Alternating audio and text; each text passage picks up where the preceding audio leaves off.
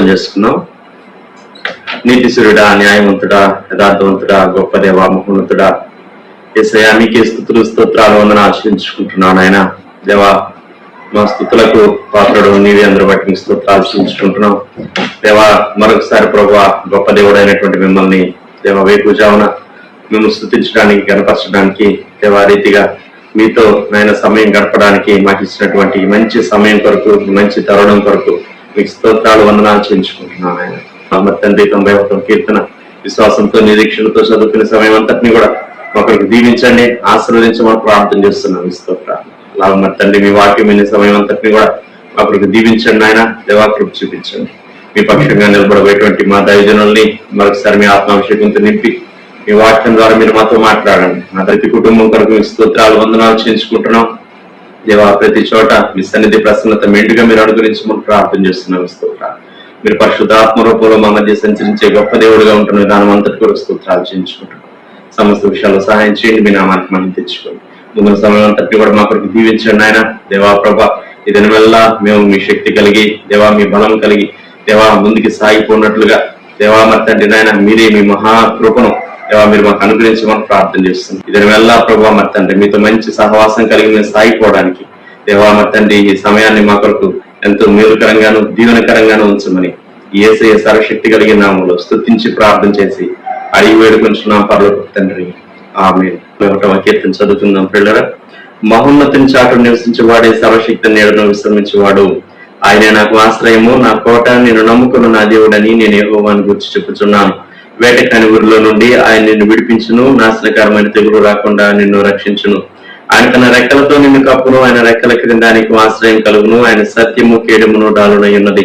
రాత్రి వేళ కలుగు భయమునకైనను, పగటి వేళ ఎగురు బాణమునకైనను, చీకటిలో సంచరించే తెగులునకైనను, మధ్యాహ్నం మందు పాడుచే రోగమునకైనను నీవు భయపడుకుందువు.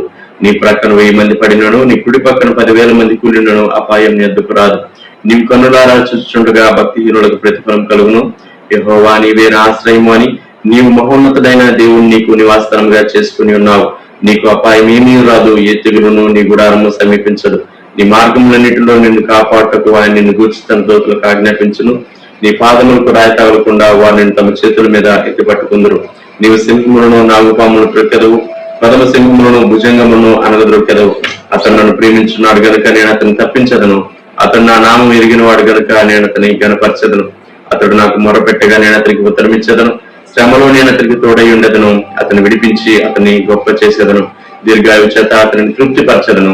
నా రక్షణ అతనికి చూపించదను. దేవుని కృపను గురించి క్లుప్తంగా జ్ఞాపకం చేసుకుందాం. బైబిల్లో నూతన నిబంధనలో ఆఖరు పుస్తకం ప్రకటన గ్రంథంలో ఆఖరి అధ్యాయం 22వ అధ్యాయంలో ఆఖరి వచనం 21వ వచనంలో ప్రభు అయిన యేసు కృప పరిశుద్ధులకు తోడై ఉండునుగాక, ఆమెన్ అని వ్రాయబడును. కృపను గూర్చి మనము ఈ ప్రాతకాలంలో కొన్ని విషయాలు జ్ఞాపకం చేసుకుందాం. గ్రేస్, GRACE, కృప అనేటటువంటి అంశం చాలా పెద్ద అంశం. అయితే దీనిలో నుండి క్లుప్తంగా మనము కొన్ని ఆస్పెక్ట్స్ పరిమితమైన మన సమయంలో గ్రహించడానికి ప్రయత్నం చేద్దాం. మరలా చెప్తూ ఉన్నాను, కృప అనేది చాలా విస్తృతమైనటువంటి అంశం, వ్యాస్ట్ సబ్జెక్ట్. అయితే కృపను గురించి కొన్ని విషయాలు, కొన్ని బేసిక్స్ మనము జ్ఞాపకం చేసుకోవటానికి, ధ్యానం చేయటానికి ప్రయత్నం చేద్దాం. కృప అనేది ఒక వ్యక్తి రక్షింపబడాలి అంటే దేవుని కృప ఉండాలి. ఎఫెసీయులకు వ్రాయబడినటువంటి పత్రికలో 2వ అధ్యాయం 5వ వచనము 8వ వచనం మనందరికీ తెలిసినటువంటి వచనాలు. ఎఫెసీ 2:5లోనేమో మన అపరాధముల చేత చచ్చిన వారమై ఉండినప్పుడు సైతము మన ఎడల చూపిన తన మహాప్రేమ చేత మనలను క్రీస్తుతో కూడా బ్రతికించెను, కృప చేత మీరు రక్షింపబడి ఉన్నారు అని పౌలు గారు రాశాడు. 8వ వచనం వచ్చేసరికి మీరు విశ్వాసము ద్వారా కృపచేతనే రక్షింపబడి ఉన్నారు, ఇది మీ వలన కలిగినది కాదు, దేవుని వరమే. మొదటి అంశము కృప ద్వారా రక్షణ. కృప ద్వారా రక్షణ. దేవుడు ఎవరిని కనికరించాలనుకుంటే, కృప చూపించాలనుకుంటే వారికి కృప చూపిస్తాడు. అయితే ఇక్కడ మనం గ్రహించవలసింది, దేవునికి సార్వభౌమ అధికారం ఉన్నది, సావరిన్ విల్ దేవునికి ఉన్నది. దేవుడు సార్వభౌమ చిత్తం కలిగినటువంటి వాడు గనుక ఆయన కృప చూపిస్తాడు. కొన్ని మార్లు ఎవరైనా మీ సహాయం కొరకు అడగటానికి వచ్చారనుకోండి, కొందరికి ఎక్కువగా చేయొచ్చు, కొందరికి తక్కువగా చేయొచ్చు మనం సహాయం, వారి నీడ్ని బట్టి, మన ప్రేరణను బట్టి. అందరికీ యూనిఫామ్ గా ఇంతే చేయాలి అనేటటువంటి ఒక థంబ్ రూల్ మనమేమి ఫ్రేమ్ చేసుకోం, ఎందుకంటే అది మన ఇష్టం. దేవుడు సార్వభౌమ అధికారం కలిగిన వాడు గనుక ఆయన కృప చూపించేటటువంటి దేవుడు. రక్షణలో దేవుని పక్షంగా మన పట్ల చూపబడేది కృప. అయితే మరి మనుషులు ఎందుకు అందరూ రక్షింపబడటం దేవునికి చిత్తమే కదా, మనుషులు అందరూ ఎందుకు రక్షింపబట్టలేదని ప్రశ్న వస్తుంది. అందరిలో విశ్వాసము లేదు గనుక. ఒక ప్రక్క దేవుని పక్షముగా కృప, మానవుని పక్షంగా విశ్వాసం రెండు కలిస్తే హృదయంలో రక్షణ కార్యం జరుగుతుంది. అనేక మంది విశ్వాసం అంటే నమ్మరు, యేసు ప్రభువును నమ్మరు, ఆయన వాక్యాన్ని నమ్మరు, ఆయన సజీవ శక్తిని నమ్మరు, ఆయన ద్వారా అనుగ్రహించబడే పాప క్షమాపణను నమ్మరు. యేసు ప్రభునందు నమ్మకము లేనందువలన, విశ్వాసము ఉంచనందువలన మానవుని జీవితంలో, మానవుని అంతరంగములో విశ్వాసము లేనందువలన దేవుని కృప నిలిచి ఉన్నప్పటికీ కృపా విశ్వాసము రెండు కలిస్తేనే రక్షణ కార్యం జరుగుతుంది. కనుక అనేకులు దేవుని రాజ్యమునకు బయట ఉండటానికి కారణం కృప అయితే ఉన్నది, కానీ దేవుడు చూపించే కృప అనగా ప్రతి వారికి వాక్యం చెప్పిస్తూ ఉన్నాడు, వారి భాషలో సువార్త వినిపింప చేస్తూ ఉన్నాడు. బోధకులను పలు రీతులుగా దేవుడు మనుషులతో మాట్లాడి మీరు నా తట్టు తిరగండి అని సృష్టికర్త అయినటువంటి దేవాది దేవుడు, రక్షకుడు ప్రభు అయినటువంటి యేసుక్రీస్తు, సిలువలో మన కొరకు ప్రాణం పెట్టినటువంటి ప్రభు అయినటువంటి యేసుక్రీస్తు, ఆయన కృప నిలిచి ఉన్నది, గాని విశ్వాసం మనిషిలో ఆపరేట్ కానందువలన, మనిషి నమ్మనందువలన ఎఫెసీ 2:8 ప్రకారం మీరు విశ్వాసము ద్వారా కృప చేతనే రక్షింపబడి ఉన్నారు, ఇది మీ వలన కలిగినది కాదు, దేవుని వరమే. మనం చాలా అతిశయించి ఇది నా నీతి నా భక్తి అంటానికి లేదు. ఇది దేవుని వరం, దేవుడు మనకు ఉచితంగా ఇచ్చిన గిఫ్ట్. దీన్ని కాపాడుకోవాలి. కృప ద్వారా మనము రక్షింపబడ్డాము అనేది మొట్టమొదటి అంశం. ఈ కృప మనల్ని ఇంకేం చేస్తుంది అంటే, ఈ కృప మనకు బలాన్ని, శక్తిని కూడా అనుగ్రహిస్తుంది. పౌలు భక్తుడు కొరింథీయులకు వ్రాసినటువంటి 2వ పత్రికలో తన స్వంత జీవితంలో కృపను గూర్చి దేవుడు తనతో మాట్లాడినటువంటి ఒక గ్రాండ్ స్టేట్మెంట్ తాను చెప్పాడు. దేవుడు అన్నాడట 2 కొరింథీ 12:9, నా కృప నీకు చాలును అన్నాడు. ఇది దేవుడు చెప్పిన మాట. ఎప్పుడు చెప్పాడు? పౌలు గారికి దేహంలో ఒక అనారోగ్యం ఉన్నది, ఒక బలహీనత ఉన్నది, ఒక ముళ్ళు ఉన్నది. పైన 7వ వచనం, నాకు శరీరములో ఒక ముళ్ళు. ఈ ముళ్ళేమో శరీరము బలహీనమైనది కనుక ముళ్ళు వచ్చింది, వ్యాధి వచ్చింది, బాధ వచ్చింది, దీర్ఘకాల సమస్య వచ్చింది, క్రానిక్ డిసీజ్ ఉన్నది తన దేహంలో. అయితే ఇంకొక వైపున ఇది ఉండటానికి రావటానికి గల కారణం పౌలు గారు ఏమంటూ ఉన్నాడంటే 2 కొరింథీ 12:7 నాకు కలిగిన ప్రత్యక్షతలు బహు విశేషముగా ఉన్నందున నేను అత్యధికముగా హెచ్చిపోకుండు నిమిత్తము నాకు శరీరములో ఒక ముళ్ళు, నేను అత్యధికముగా హెచ్చిపోకుండు నిమిత్తము నన్ను నలగగొట్టుటకు సాతాను యొక్క దూతగా ఉంచబడెను. దేవుడు చాలా ప్రత్యక్షతలు ఒక భక్తునికి ఇచ్చాడు. మామూలుగా మనిషే గనుక అతిశయించి పడిపోయే అపాయం ఉంటుంది. అందుకని దేహంలో ఒక బలహీనత దేవుడు అలౌ చేశాడు.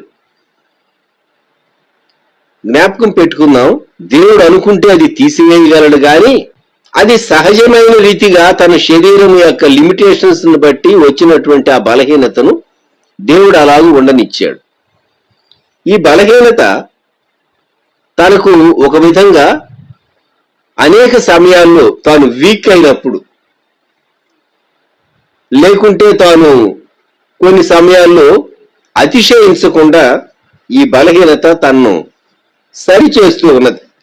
నన్ను నలగగొట్టుటకు ఈ మాట జ్ఞాపకం ఉంచుకుందాం. కృప ఏం చేస్తుందంటే మన సమస్య ఎంత గొప్పదైనా మన సమస్యలో చాలినంత దేవుడు కృపను అనుగ్రహించి మనల్ని బలపరిచి నిలవబెడతాడు. పౌలు గారు ప్రార్థన చేశాడు. ఏమని ప్రార్థన చేశాడు? అది నా యొద్ద నుండి తొలగిపోవలెను. దేవా, వై డోంట్ యు రిమూవ్. ఆయన ప్రార్థన చేస్తే ఎంతో మందికి ఆరోగ్యం వచ్చింది. మరి ఆయనకు పరిపూర్ణమైన ఆరోగ్యం ఎందుకు లేదు అని ఒకవేళ ఇతరులు అనుకోవచ్చు, ప్రశ్నించవచ్చు. మీ ద్వారా ఎంతో మందికి స్వస్థత వస్తూ ఉంది, మరి మీకు ఈ సమస్య ఎందుకున్నది అని అడగవచ్చు. అయితే 3 సార్లు ప్రార్థన చేశాడట. దాని విషయమై ముమ్మారు ప్రభువుని వేడుకుంటుంది. ఒకసారి ప్రార్థన చేశాడు, మరలా ఇంకా పట్టుదలతో ప్రార్థన చేశాడు. నా ప్రార్థన శక్తి చాలటం లేదా అని మరలా ఉపవాసం ఉండి కన్నీటితో ఎలా ప్రార్థించాడో తెలియదు. మొత్తం మీద 3 పర్యాయాలు చాలా తీవ్రంగా దేవుని సన్నిధిలో తన బలహీనత విషయం ప్రార్థించాడు, పోరాడాడు, కనిపెట్టాడు. అప్పుడు దేవుడు సెలవిచ్చినటువంటి మాట 2 కొరింథీ 12:9 అందుకు నా కృప నీకు చాలును, బలహీనత యందు నా శక్తి పరిపూర్ణమగుచున్నదని ఆయన నాతో చెప్పెను.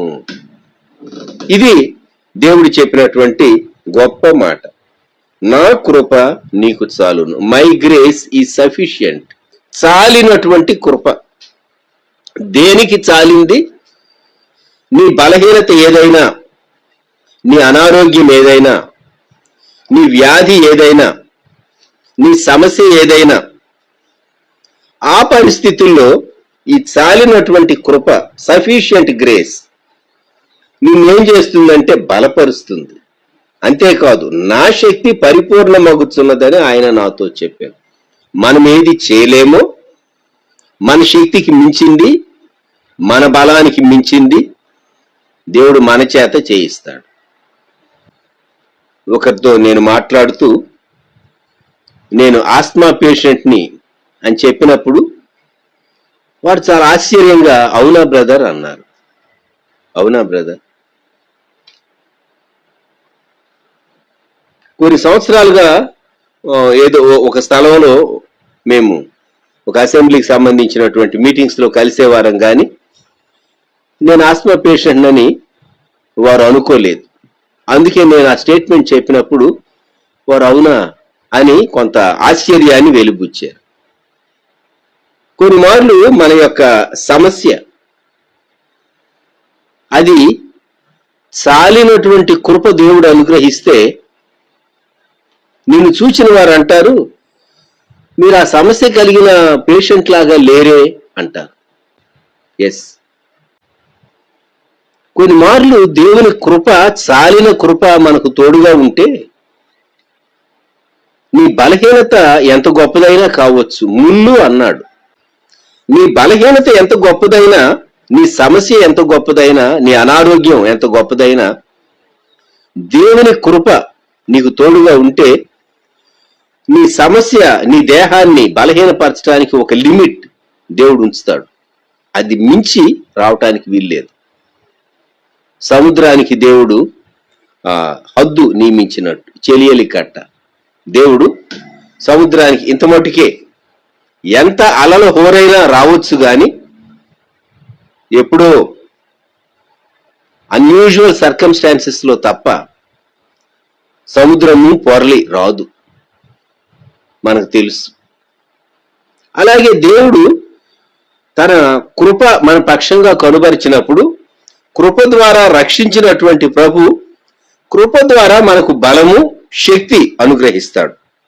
సరే, పౌలు భక్తుడు దేవుని కృపను గూర్చి తాను సాక్ష్యం ఇస్తూ, నీవు కృపను గూర్చి లోకానికి ఒక చక్కని సాక్షిగా ఉంటావు. పౌలు భక్తుల అనుభవంలో తిమోతికి వ్రాసినటువంటి మొదటి పత్రికలో 1వ అధ్యాయం 12వ వచనం నుండి చదువుతాను. పూర్వము దోషకుడను, హింసకుడను, హానికరుడనైన నన్ను తన పరిచర్యకు నియమించి నమ్మకమైన వానిగా ఇచ్చినందుకు నన్ను బలపరిచిన మన ప్రభువైన క్రీస్తు యేసుకు కృతజ్ఞుడనై ఉన్నాను. తెలియక అవిశ్వాసం వలన చేస్తుని గనుక కనికరింపబడితిని.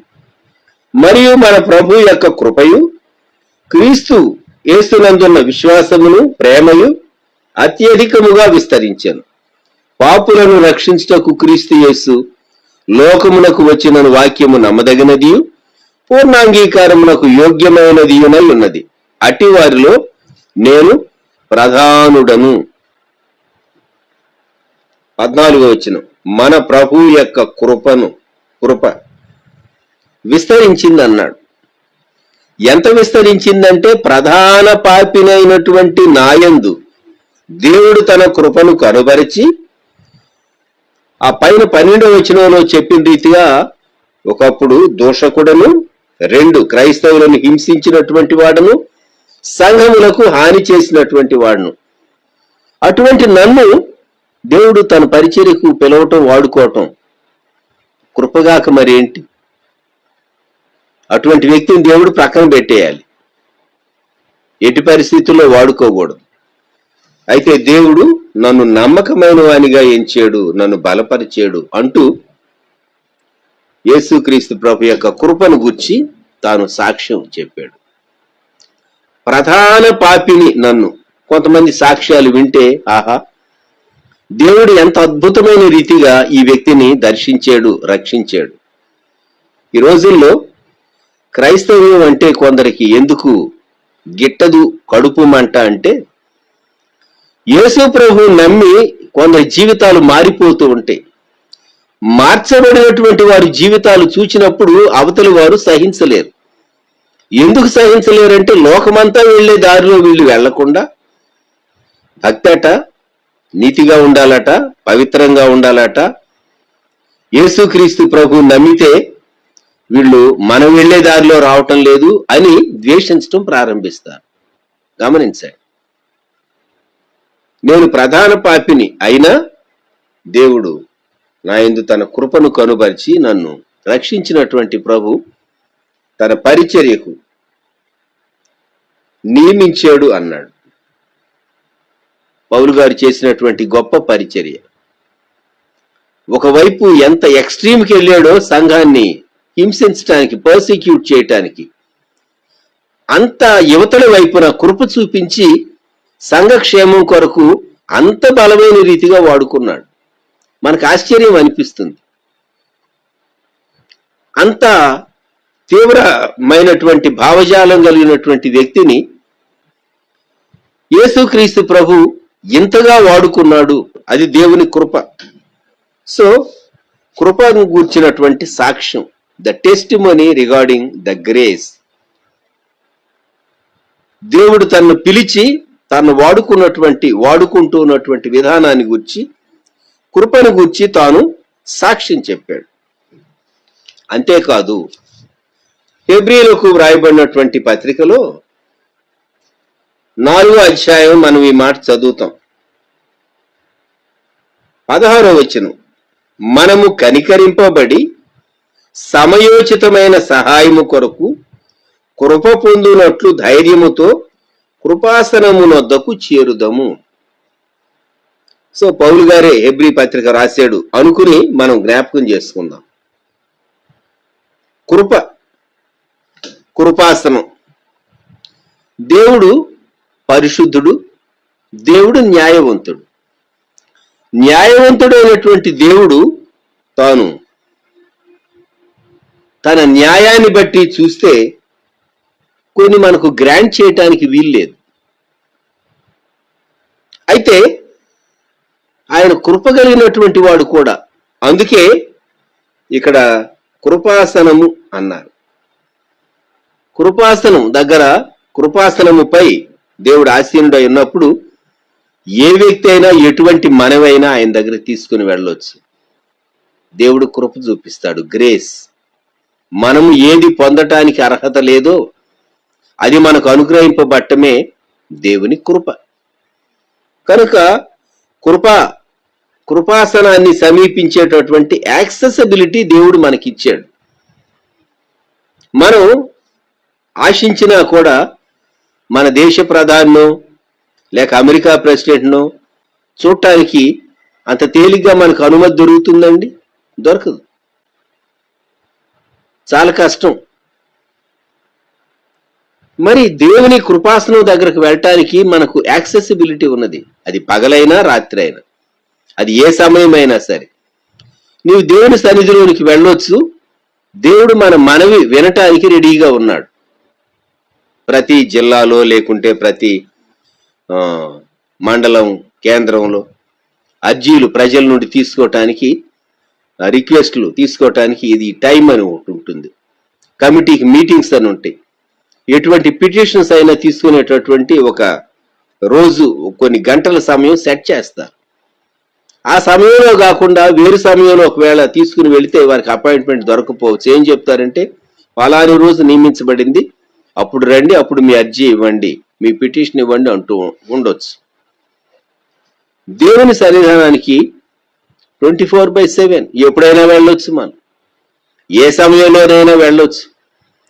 ఆయన కృపాసనాన్ని సమీపించి, దేవా కృప చూపించు, నాయన కనికరించు, నాయన సహాయం దయచేయి, ఈ మనవి నెరవేర్చు ప్రభా, ఇదిగో నా అంశం ఇది అని దేవుని సన్నిధానంలో కృపాసనం దగ్గర మనము మొరపెట్టగలం. న్యాయ సింహాసనం దగ్గర మొరపెట్టలేము సుమండి.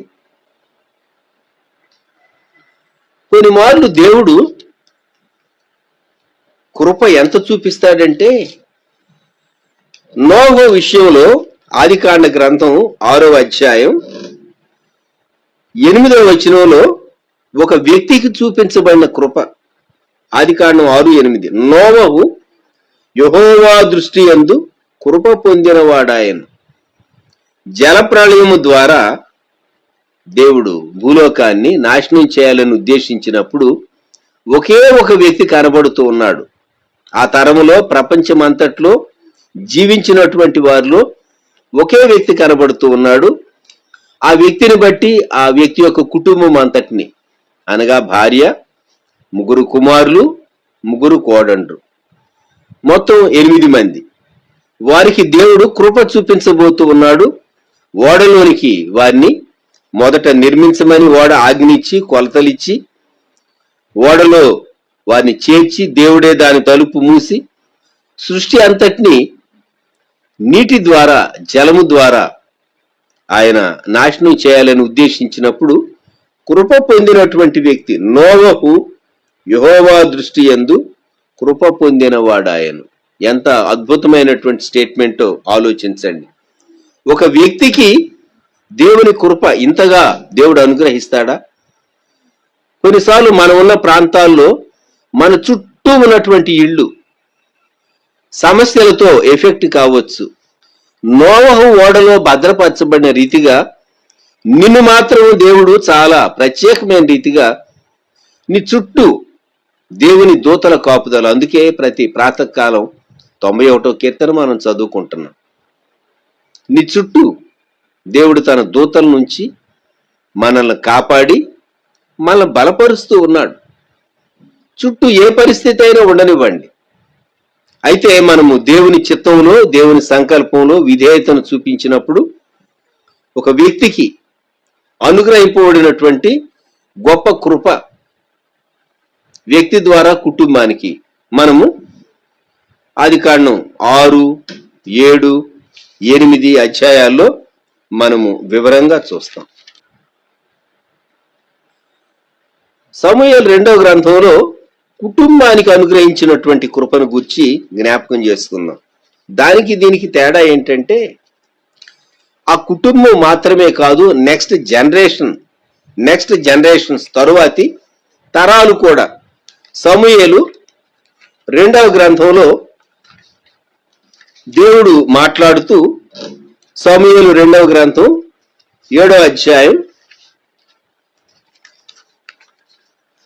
దేవుడు ఈ స్టేట్మెంట్ చెప్తూ ఉన్నాడు.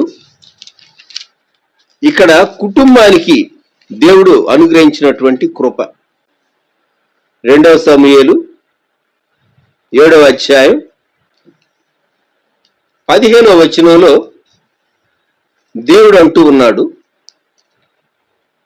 నిన్ను స్థాపించుటకై నేను కొట్టివేసిన సౌలునకు నా కృప దూరమైనట్లు అతనికి నా కృప దూరము చేయను అని.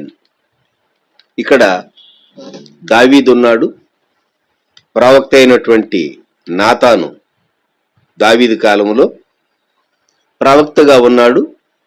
దావీదుకు ఒక తలంపు వచ్చింది. ఏమని అంటే, నేనేమో మరి మంచి నగర్లో కాపురం ఉన్నాను, దేవుని మందసం గుడారంలో డేరాలో ఉన్నది కనుక దేవునికి నేను ఒక మందిరం కట్టించాలి అని ఆశించాడు.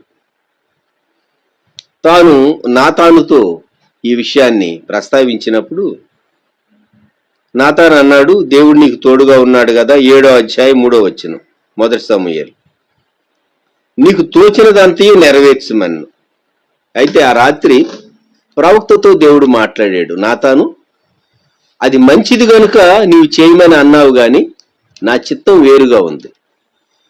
కొన్ని మంచి విషయాలు ఉంటాయి, అన్ని మంచి విషయాలు అన్ని సమయాల్లో చేయలేము. జ్ఞాపకం పెట్టుకోండి, ప్రతిదానికి సమయం ఉంటుంది, ప్రతిదానికి పద్ధతి ఉంటుంది. జ్ఞాపకం పెట్టుకుందాం. అన్ని మంచి విషయాలే కావచ్చు. నీవు పోయి నా సేవకుడైన దావీదుతో ఈ మాటలు చెప్పు, కనుక నీకు సంతానం నేను కలుగు చేసేటటువంటి దేవుణ్ణి, కనుక నీ గర్భంలో నుండి వచ్చినటువంటి నీ కుమారుడు నా నామ ఘనత కొరకు ఒక మందిరాన్ని కట్టిస్తాడు. 13వ వచనం, అతడు నా నామ ఘనత కొరకు ఒక మందిరమును కట్టించును, అతని రాజ్య సింహాసనమును నేను నిత్యముగా స్థిరపరచేది. ఒక గొప్ప మందిరం నిర్మాణం చేయాలి అంటే లోకములో ఉన్నటువంటి స్కిల్ఫుల్ వర్కర్స్, మెటీరియల్, వీటంతటినీ సమకూర్చాలి. దానికి ప్రాసెస్ ఉంటుంది. దేవుని ప్రణాళికలో దావీదు కుమారుడు దాన్ని కట్టించాలి అని ఉన్నది. అందుకే ఇక్కడ అంటూ ఉన్నాడు 15వ వచనం, నిన్ను స్థాపించుటకై నేను కొట్టివేసిన సౌలునకు నా కృప దూరమైనట్లు. సౌలు దేవుని కృపను తాను పోగొట్టుకోకుంటే, అవివేకపు పని చేయకపోయి ఉంటే, తెలివి తక్కువ పని కృపను దూరం చేస్తుందా? సౌలు విషయంలో అదే జరిగిందని వాక్యం చెప్తుంది. మనము 2వ సమూయేలు 3వ అధ్యాయం 1వ వచనం, సౌలు కుటుంబీకులకును దావీదు కుటుంబీకులకును బహుకాలం యుద్ధం జరుగ్గా దావీదు అంతకంతకు ప్రబలెను, సౌలు కుటుంబం అంతకంతకు నీరసిల్లేను. మనకు ఆశ్చర్యం కలుగుతుంది. ఇక్కడ దేవుడు అంటున్నాడు, సౌలునకు నా కృప దూరమైనట్లు అతనికి, అనగా దావీ సంతానంలో నుండి వచ్చే వ్యక్తికి నా కృప దూరము చేయను. నీ మట్టుకు నీ సంతానమును నీ రాజ్యమును నిత్యము స్థిరమగును, నీ సింహాసనము నిత్యము స్థిరపరచబడు. సో ఒక కుటుంబానికి ఆ తరమే కాదు, తరువాతి తరాల్లో కూడా దేవుడు కృప చూపించాడు. నోవాకు ఆ జనరేషన్లో దేవుడు కృప చూపించాడు, వారి నుండి జనాంగాలు వ్యాపించారు. అదేమో అది కూడా కృపే, కుటుంబానికి చూపబడిన కృపే. కానీ ఈ కృప సింహాసనము, పరిపాలన, రాజ్యము విషయమైనటువంటి గొప్ప కృప. అంతేకాదు, దేవుడే దావీదు వంశములో నుండి వచ్చాడు. ఎంత గొప్ప కృప అండి! యేసుక్రీస్తు ప్రభు దావీదు కుమారుడు అని పిలువబడ్డాడు. నిత్యమైనటువంటి సింహాసనం కలిగినటువంటి ప్రభు అయినటువంటి యేసుక్రీస్తు దావీదు కుమారుడుగా తాను పిలువబడటానికి ఇష్టపడ్డాడు. కొందరు ప్రభు యొక్క సహాయం కోరేటటువంటి వాళ్ళు, దావీదు కుమారుడా నన్ను కరుణించని కేకలు వేస్తే ఆయన కరుణించాడు శరీరధారిగా భూమి మీద ఉన్నప్పుడు. దేవుడు ఒక కుటుంబానికి చూపించేటటువంటి కృప.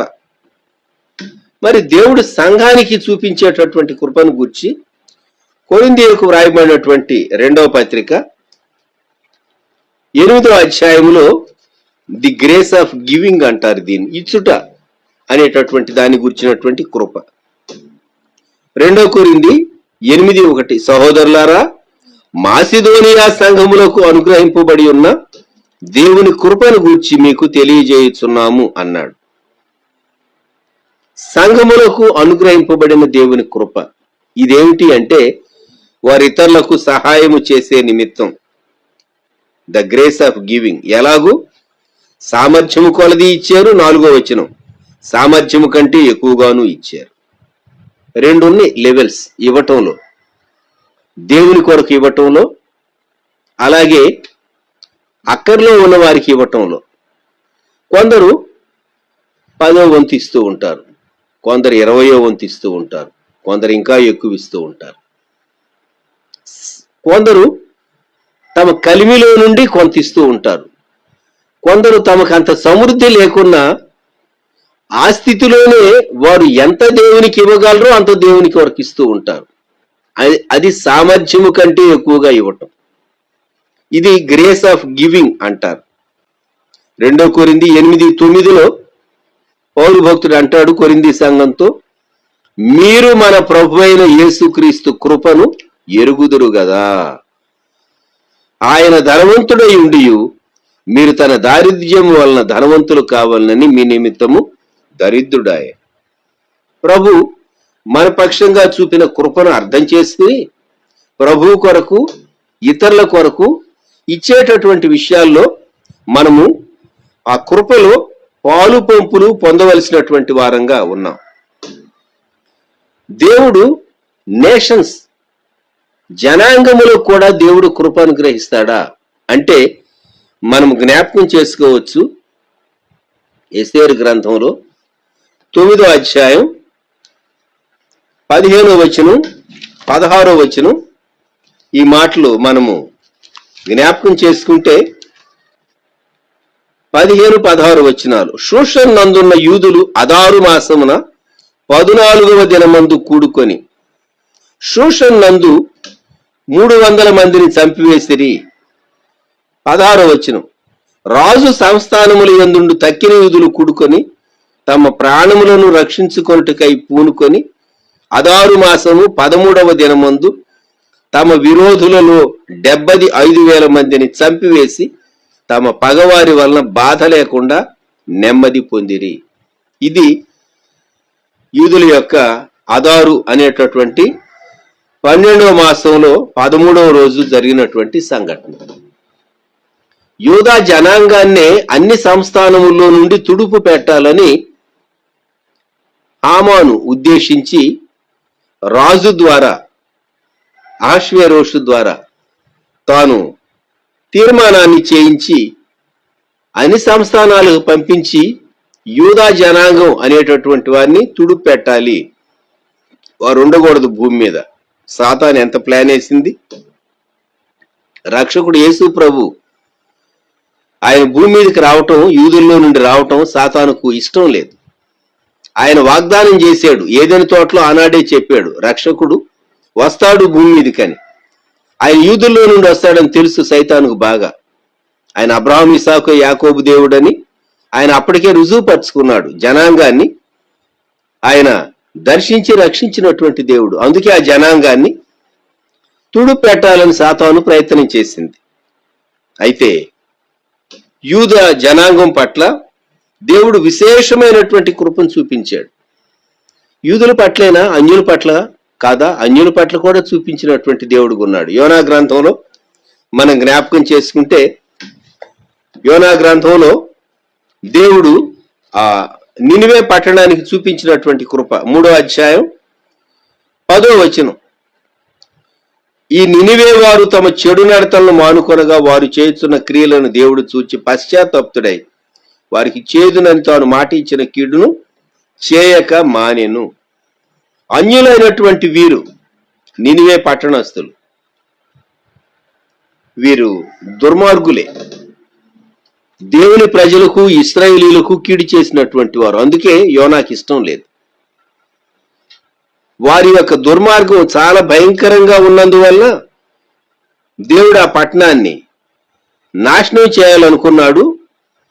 అందులో కూడా కృప ఏంటంటే 40 రోజులు టైం ఇస్తున్నాను, 40 రోజులు తర్వాత నాశనం అవుతుంది, అంటే మీరు పశ్చాత్తాపడాలంటే పశ్చాత్తాపడండి అని దేవుడు అవకాశం ఇచ్చాడు.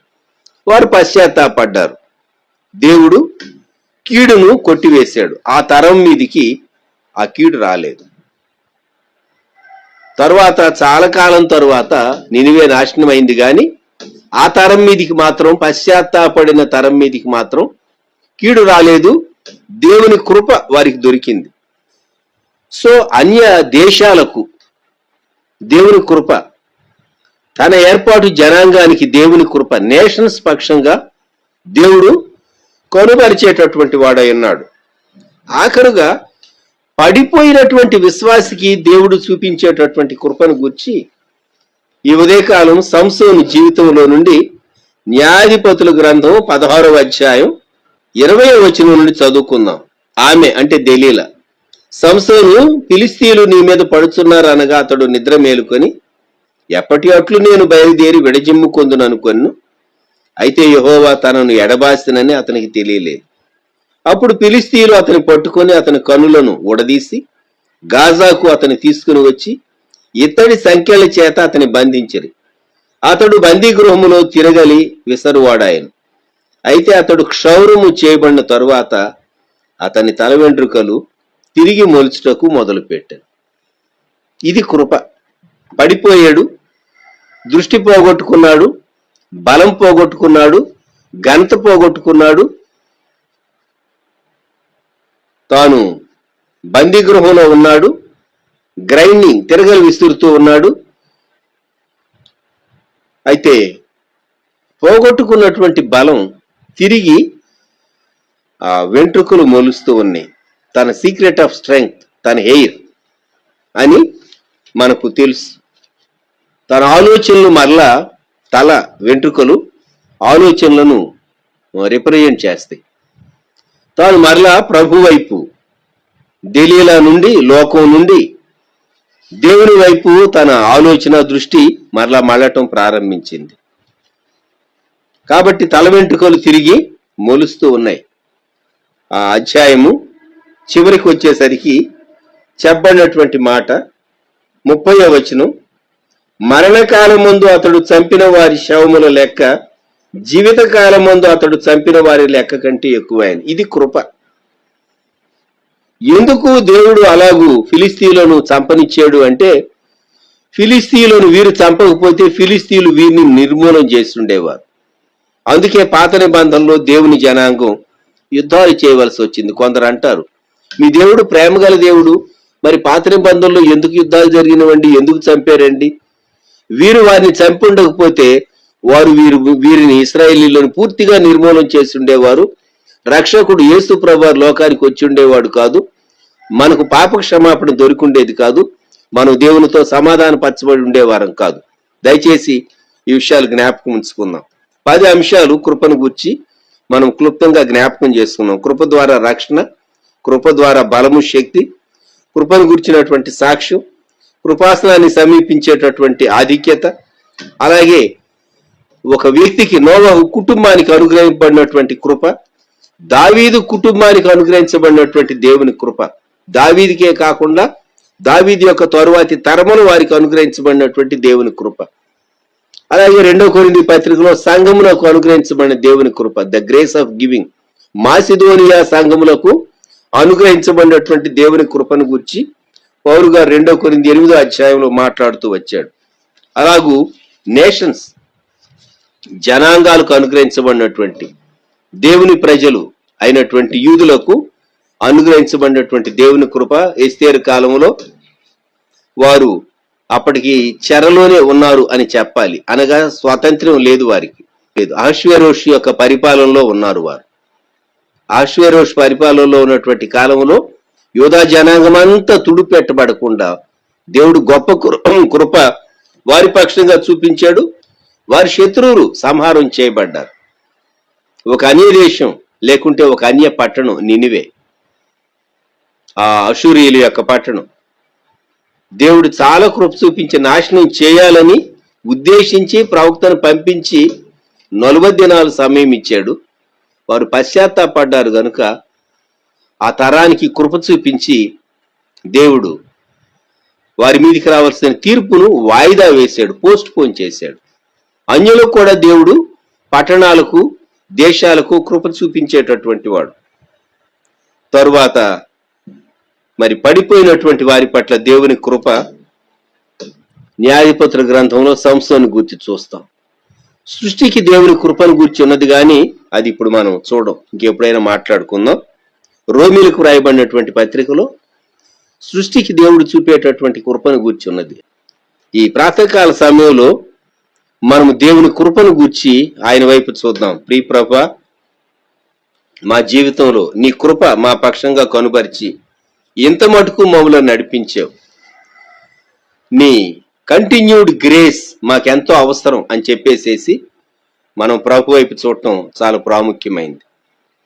దైవజనుడు మోయిసై గారు రుచి చూచి ఎరిగితిని కృపచూపు రక్షకుని రుచిరా చిర జీవంబు రుజువు పరచు ప్రభుని అని వ్రాశాడు. రుచిరా చిర జీవంబు రుజువు పరచు ప్రభుని. నేనెంతో మూల్గితిని ఏకాంతమున కృంగితిని నన్ను పైకి లేపెను కృపయే అని ఆయన ఆ పాటలో రాస్తాడు ఒక వచనంలో. గువలాగా మనం మూలిగేటటువంటి సమయాలు వస్తాయి మన జీవితంలో. కృప ఏం చేస్తుందంటే అలాగూ నిన్ను లిఫ్ట్ చేస్తుంది. నా సమస్యను నేను సాల్వ్ చేసుకోగలనా, ఈ పరిస్థితిలో నేను కంటిన్యూ కాగలనా, భవిష్యత్తు ఎలాగుంటుంది, ఎంత చీకటి ఎంత అంధకారం అని అనిపించవచ్చు. అయితే దేవుని కృప మనల్ని బలపరిచి లిఫ్ట్ చేస్తుంది. నా కృప నీకు చాలు అన్నాడు దేవుడు పౌరు భక్తునితో. ప్రియమైన వారలారా, ఈ ఉదయకాలం లైవ్ చాట్ లో ఏకీవించిన వారిని బట్టి దేవునికి స్తుతి చెల్లిస్తున్నాను. ఇంకా ఆయా సమయాల్లో, ఇతర సమయాల్లో వాళ్ళు చూచి ప్రైజ్ ద లార్డ్ పెడుతూ ఉంటారు. కొందరు వారి కామెంట్స్ తర్వాత నేను చూస్తూ ఉంటాను. దేవుడు మీకు ఇచ్చినటువంటి పట్టుదలను బట్టి దేవునికి వందనాలు చెల్లిస్తున్నాం. దేవుని కృపనే మనం జ్ఞాపకం చేసుకుని, దేవా నీ కృప చూపించు, మా దేశం మీద చూపించు, మా పట్టణం మీద చూపించు, మా కుటుంబం మీద చూపించు, మా సంఘం మీద చూపించు చెప్పి ఈ ఉదయకాలం ప్రార్థన చేసుకుందాం. ప్రేమగల మా తండ్రి, పరిశుద్ధ ప్రభ, గొప్ప రక్షక మా దేవ, మీకు వందనాలు, స్తోత్రాలు, స్తుతులు. ఈ ప్రాతకాల సమయంలో నీ కృపను గుర్చి కొన్ని సంగతులు మేము జ్ఞాపకం చేసుకున్నాం. కృప ద్వారా రక్షించినటువంటి దేవుడు, కృప ద్వారా బలపరిచి నడిపించేటటువంటి దేవుడు, కృప ద్వారానే మేము చేయలేనివి మా చేత చేయించే దేవుడు, కృప ద్వారానే మా సమస్యలన్నింటిలో మమ్మల్ని నిలబెట్టి శక్తి ఇచ్చే దేవుడు, కృప ద్వారానే పడిపోయినటువంటి మమ్మలను లేవనెత్తేటటువంటి దేవుడు, కృప ద్వారానే చుట్టూ కీడు విస్తరించిన నోవా కుటుంబాన్ని కాపాడినట్లు మమ్మల్ని కాపాడే దేవుడు. దేవా, మాకే కాదు మా నెక్స్ట్ జనరేషన్స్ కూడా కృప చూపించేటటువంటి దేవుడు, దావీదులకు చూపినటువంటి శాశ్వతమైన కృపను మేము జ్ఞాపకం చేసుకుంటున్నాం. యేసుక్రీస్తు ప్రభు యొక్క కృప పరిశుద్ధులందరికీ తోడై ఉండును గాకని బైబిల్లో క్రొత్త నిబంధనలో ప్రకటన గ్రంథంలో ఆఖరి అధ్యాయంలో ఆఖరి వచనంలో వ్రాయబడినటువంటి మాటను జ్ఞాపకం చేసుకుంటూ మీ కృపను బట్టి దేవా మీకు స్తోత్రము స్తోత్రము స్తుతి చెల్లిస్తూ ఉన్నాం. ఎంత మటుకు మా పక్షంగా కృప చూపించారు, ఇక ముందుకును కృప చూపించి నడిపించి బలపరచండి. వ్యూ చేసిన మీ బిడ్డలను ఆ తరువాతి కాలంలో తర్వాతి సమయంలో వ్యూ చేయబోయేటటువంటి వారందరినీ సహా ఆశీర్వదించమని దీవించమని ప్రార్థన చేస్తున్నాం. దేవా మీకు వందనములు, దేవా మీకు స్తోత్రములు. మరొకసారి తండ్రి, ఈ దినం మీరు మాకు ఇచ్చినటువంటి ఈ సమయాన్ని బట్టి స్తుతిస్తూ మమ్ములను మా కుటుంబాలను మీకు అప్పగించుకుంటూ మీ కృప సమృద్ధిగా మాకు తోడుగా ఉంచమని మీ కృపాసనం ఎదుట మోకరించి మా మనవులన్నిటినీ మా కొరకు కృపా సత్య సంపూర్ణుడుగా ప్రత్యక్షపరచబడినటువంటి యేసుక్రీస్తు ప్రభు వారి శ్రేష్టమైన నామములో వేడుచూ ఉన్నాము తండ్రి, ఆమెన్. మన ప్రభు అయిన యేసుక్రీస్తు వారి కృప, తండ్రి అయిన దేవుని ప్రేమ, పరిశుద్ధాత్మ అన్యోన్య సహవాసం సదాకాలం మనకు తోడై ఉండును గాక. ఆమెన్.